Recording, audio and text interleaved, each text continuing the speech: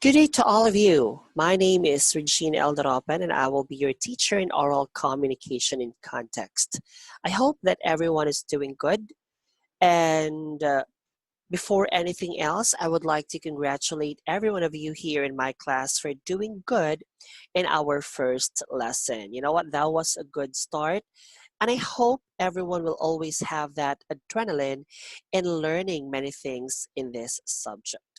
So to continue our journey in this subject, we will discuss the models of communication. But before we proceed, I want to tell everyone to focus and be attentive in the next slides because at the end of this lesson, we have to differentiate the various models of communication. I know that we have already discussed the process, but to explain this further, and to know the different interpretations of this process, we will try to discuss the different models later on. And hopefully you still remember the previous lesson, which is the different elements of communication, because these elements are the most basic structures of communication and are used to form what we call the models of communication. Just to sort of recap, there are 9 basic elements of communication. We have the speaker, encoding, message, channel, decoding, receiver, what else?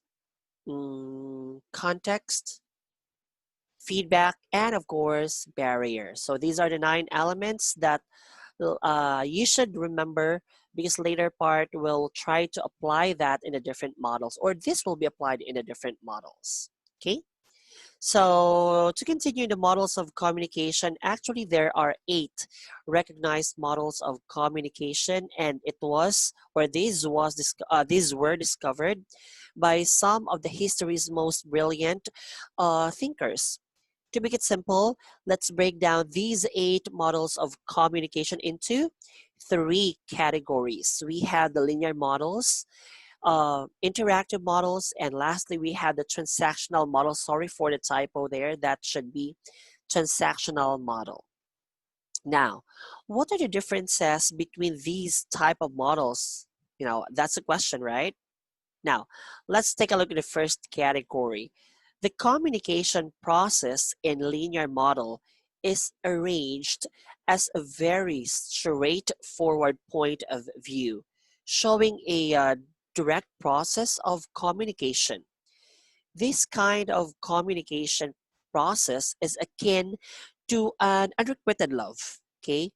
It is a painfully one-sided love. The receiver is not required to give feedback. In fact, in a linear model, the receiver can't reciprocate at all.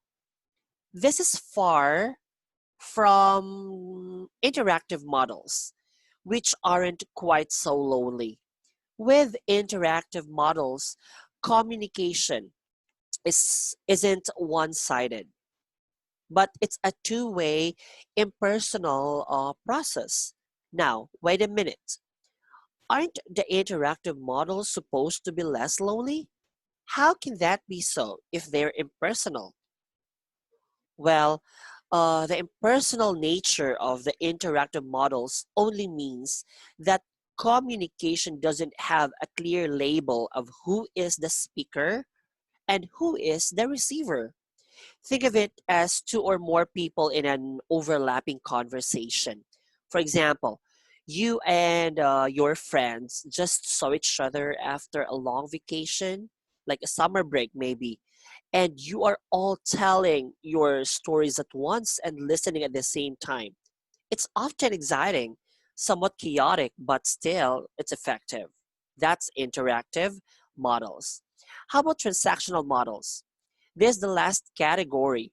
These models show the perfect world of communication, where there is a speaker and a receiver, and all the other elements of communication are working together in harmony. There is always feedback as the speaker and receiver switch roles, and no one is left feeling unrequited. It is the ideal relationship, right? Let's proceed. So, as what I promised, there are, I mean, as what I've said a while ago, there are 8 models, and let's try to check this diagram because this will be under these models or 3 categories. Under linear model is what we call the Aristotle's, Lasswell's, Shannon Weaver, and Berle's SMCR. Under interactive models, we have the Osgood Scram, and we have the Westley and MacLean. Transactional models, we have Barland's and Dance's Halical's model. So later part, we'll try to discuss each why it falls under linear, interactive, and transactional models. Are you ready? Let's begin. Let's start first with the linear model. Number 1, we have Aristotle's model. As you probably guessed already, our first model, Aristotle's model of communication, was discovered by the brilliant Greek philosopher Aristotle. This model dates back to 300 BC, and its discovery helped people become better and more convincing communicators. Let's take a look at the illustration. Now, do you think Aristotle succeeded in his goal? I mean, the goal of helping people to become more convincing communicators? Of course, he did. Why? For Aristotle, using only these elements, speaker, speech and occasion, target audience, and effect, was enough to improve one's communication skills. Why do you think that is? During Aristotle's time, to be an orator was the most valued skill. Because of this, it should go without saying that a speaker using the Aristotle method, your main goal should be to convey information through a speech that is most suitable to the occasion and, of course, to your target audience, without the expectation, need, or requirement of any reciprocation or response. Furthermore, Aristotle also classified 3 elements to improve one's communication skills to gain the desired effect after delivering a speech. These are what we call the ethos, which is what we call the credibility of the speaker. We have the pathos or the ability to connect to the audience, and we have the logos. Logos is what we call the logical argument, okay? Logical argument or the message itself that is being delivered by the speaker. Now, what is this desired effect that we're talking about here? Imagine this. If you as a speaker possess all 3 of these ethos, pathos, and logos, then your target audience would be hooked and trust whatever data, argument, or stories you delivered to them every time, of course. You would have a lifetime supporters and or believers. So again, that is Aristotle's model. Let's proceed to number 2. The next linear model is what we call the Lasswell's communication model. This tries to explain why communication happens, what is the motive behind creating the communication, uh, and a critic, of course, of the message delivered. Do you always absorb the information given to you with pause and deliberation, considering where, how, and why it came to be?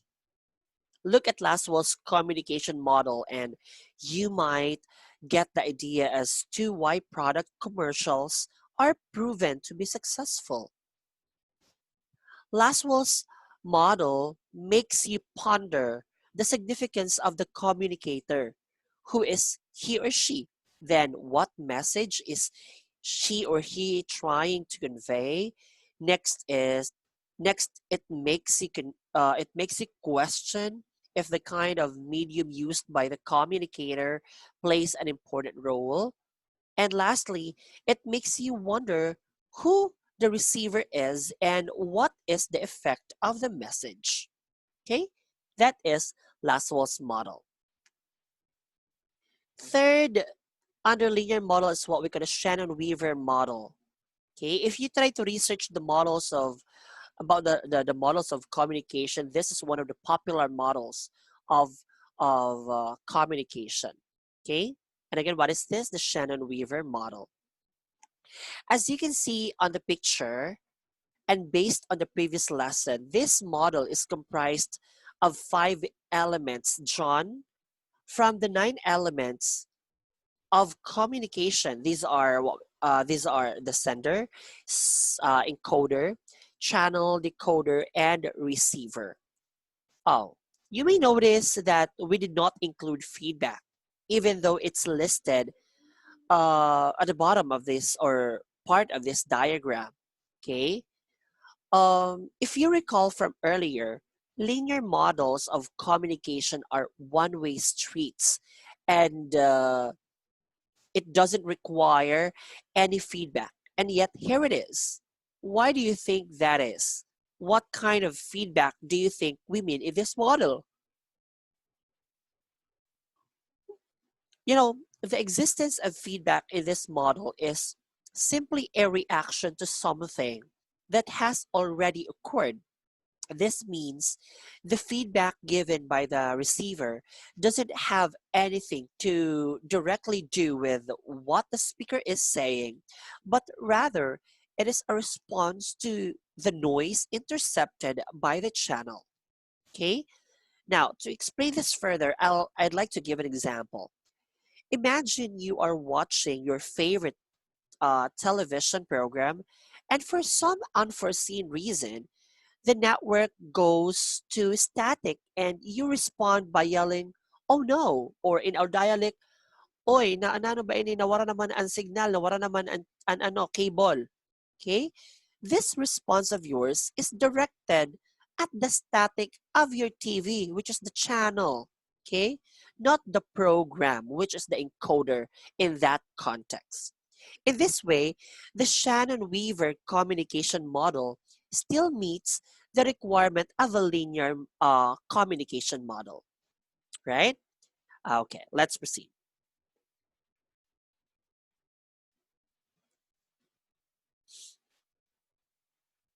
Now, the fourth model under linear communication model is what we call the Berlus SMCR.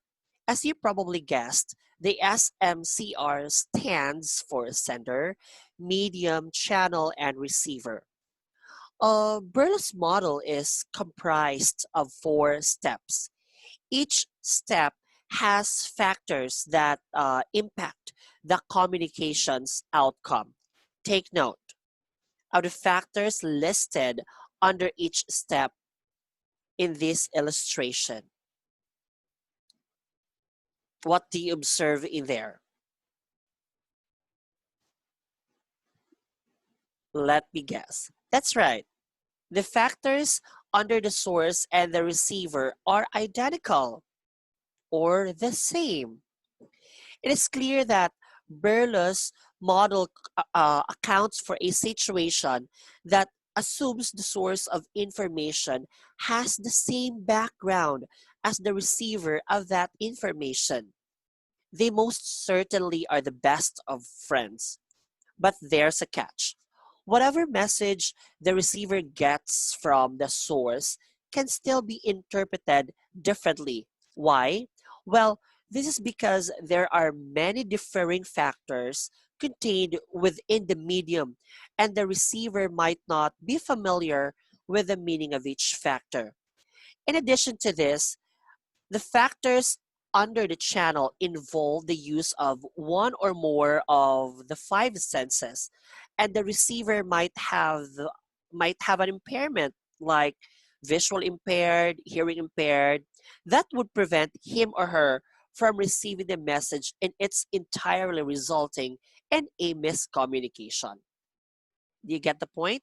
Like, as long the message is being delivered, that's okay. But under Berlo's SMCR model, it was explained that we cannot it is an obvious it is an obvious thing that without our senses or without the senses of the receiver, feedback couldn't be transmitted out as well back to the source.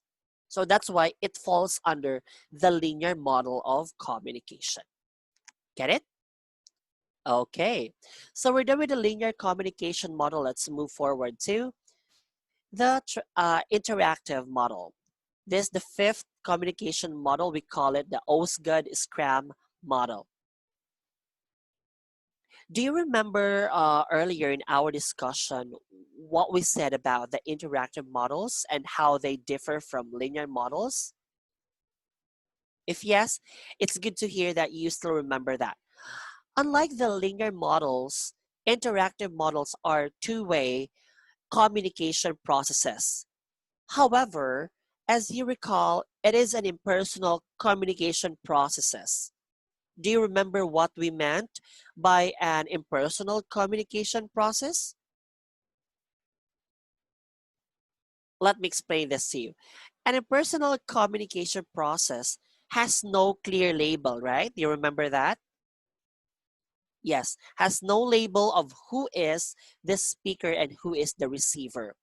It is like two or more people in an overlapping conversation, as what I've said earlier. So the example that I gave was you and your friends catching up and telling stories all at once after a long summer break, and everyone is speaking and listening simultaneously. So in the Osgood Scrum model, there are two main points presented. First, both the speaker and the receiver can be the encoder and the decoder at the same time. Second, this particular type of communication requires immediate feedback, like, for example, brainstorming ideas in a meeting. Thus, the Osgood Scrum model is a perfect example of an interactive model of communication. So this is the diagram that falls under the Osgood Scrum model. As you can see, I still put the same circle that keeps on cycling to show that there is a interaction. Okay, remember that. So if there's no question with this diagram or with this model, let's proceed to the next one. We have number 6, Westley and MacLean model. Okay, as you can see in this model, it looks like a mathematical equation. Yes. Okay, it looks like really a mathematical equation, but let me explain this to you for you not to leave and for you to continue watching this video. Berle's model of communication actually is almost identical to Berle's model. Okay, Berle's model accounts for factors that are determined to affect the outcome of the communication process.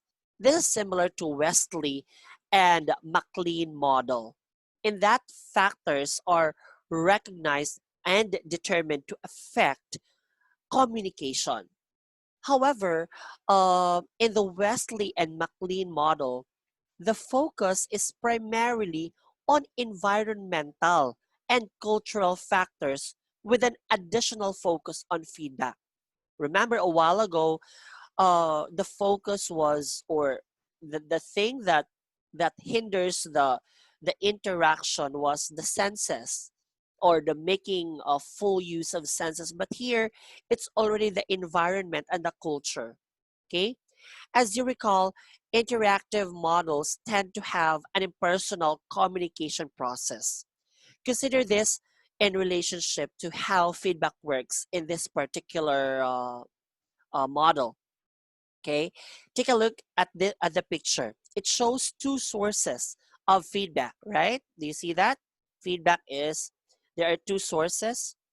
Okay, the feedback from both sources is based on how the gatekeeper and receiver both react to the message, based on their own orientation.